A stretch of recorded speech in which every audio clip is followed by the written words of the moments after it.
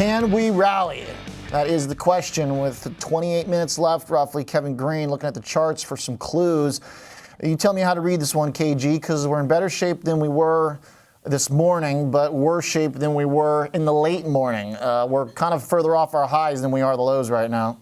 I mean, even if you look at the S&P 500, well, yes, if you're kind of looking at the futures pricing earlier this morning, yeah, we're better off there. But when you're kind of looking at the S&P 500 as a whole, we're pretty much trading at the open. And so we want to be able to defend this 5650 area here. I mean, we've seen flows pretty much all day at this particular level here. And I'm not seeing too much below it, Oliver. 5640 is catching a little bit of a bid. But when you're looking at the premiums that are around the 5630s, not enough premium for me to keep it on the radar. But anything is possible right now. We did have this nice little push to the upside, hit 5,700, tried to look above it, tried to kind of test that gap once again. This is kind of the third time that we've tested that gap over the last 4 trading days here, but we failed. And the reason why I kind of have this highlighted is kind of a megaphone pattern. It is expanding here, so that does coincide with volatility. But the 5-minute candles, these candle patterns are really kind of holding up. The hanging man candles, the shooting star candles, and pretty much every time that we see one hit the chart here today, it does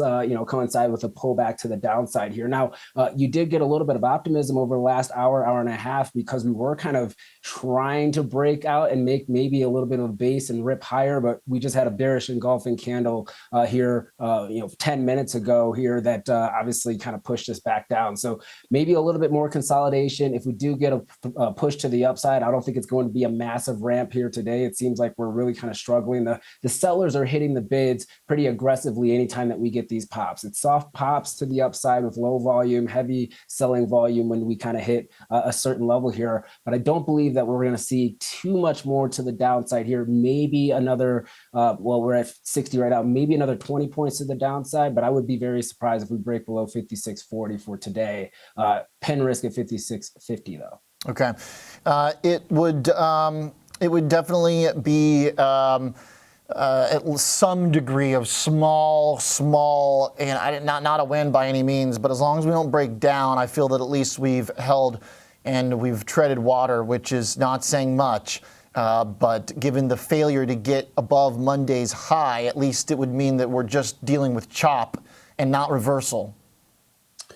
We'll see how this candle is for today. I do get a little bit concerned that we have all of these wicks within that gap, but we're not able to really kind of push through. The sellers are kind of building up a little bit of steam here, and that was kind of that short zone that we kind of highlighted for the last couple of days, getting close to that 200 period moving average on the daily chart.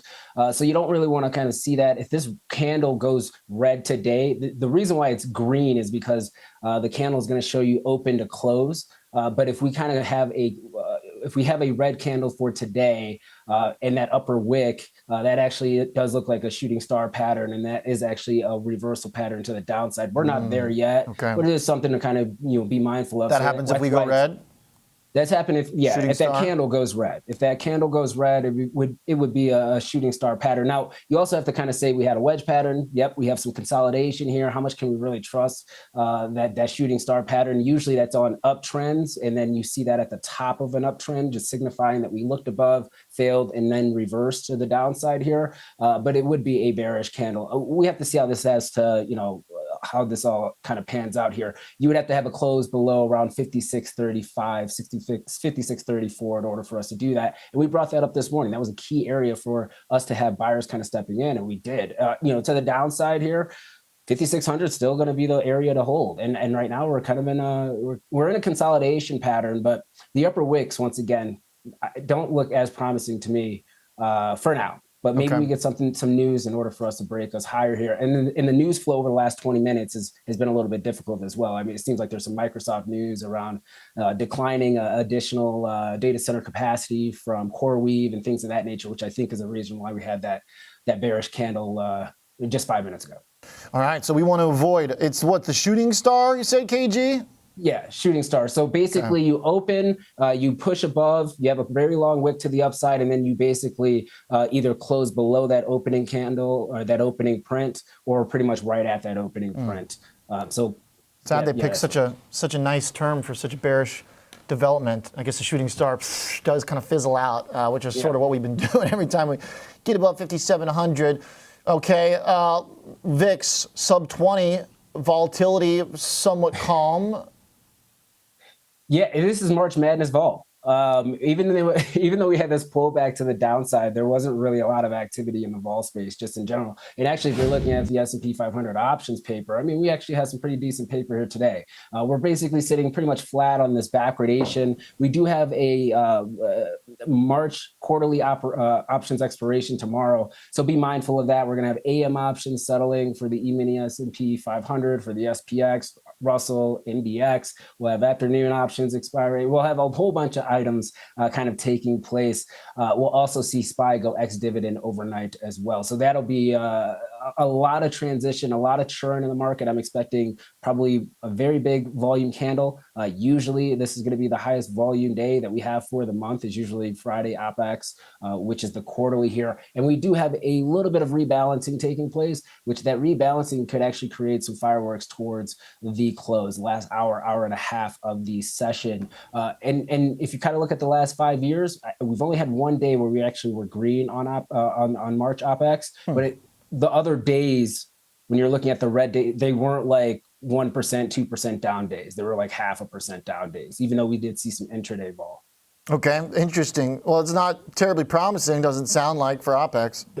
But on the other side of that is, seasonality wise, usually vol comes down right after options expiration. So that is something to kind of look forward to. Vol coming down should give a little bit more of a better environment for equity markets to kind of push higher. Now, anything can happen, but if you kind of look at the last 15 years, tomorrow is kind of the height of vol, and then we should see a crush on a vol Monday, Tuesday of next week. Hopefully the market can rally on that.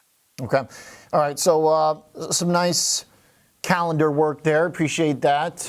What else tomorrow? I mean, if we can at least stabilize today, if we don't close at new lows, do you think there's any chance to find appetite for the weekend, or is that just too much to ask? If we didn't rally, Thursday, do we not rally Friday?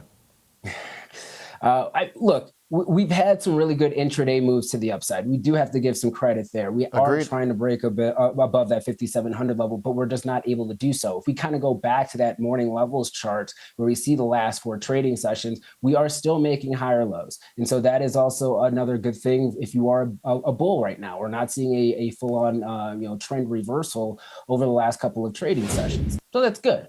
But I would say on the other hand of that, you are seeing some sellers kind of stepping in as well. And so if those sellers continue to kind of get used to being able to chop down these bids, once we cross over 5,700, they'll just put more size out there unless the bulls really come out in full force. And so this is where we are seeing a battle kind of taking place, and we'll see it resolved over the next couple of trading sessions. I'm a firm believer that we won't stay in this range for too much longer here because we talked about that longer term chart. It's kind of like a make or break here, both for the bulls and for the bears. And we're not going to just kind of meander here for the next week or 2 weeks. Hopefully, I think we will have a firm direction of where price is going to go.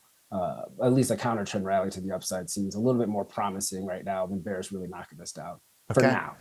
Yeah, I mean, I think on the margin, we have to describe the next week as the last week as incrementally positive still, even with the rejections of that level multiple times again today being one of them. Thanks, Kevin Green. Good context, fair analysis.